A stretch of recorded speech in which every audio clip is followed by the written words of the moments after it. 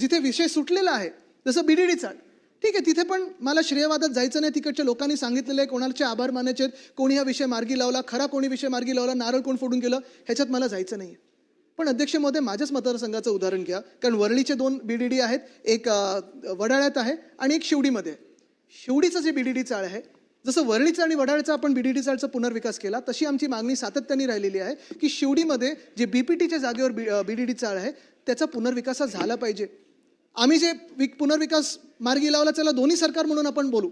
ह्या आपल्या 2 सरकारनी जे विषय मार्गी लावले असतील, कारण मला श्रेयवादात जायचं नाही, भांडण घ्यायचं नाही आहे अंगावर, कारण ह्याच्यात मला वेळ घालवायचाच नाही आहे. कामाबद्दल बोलूया, आपण मुद्द्याचं बोलूया. बीडीडी चाळीला जसं आपण तिकडे डेव्हलपमेंट करतोय, विकास करतोय, म्हाडाचा फायदा होणार आहे, आपल्या शासकीय यंत्रणेचा फायदा होणार आहे, आपल्या शासनाचा फायदा होणार आहे, आपल्या तिजोरीचा फायदा होणार आहे.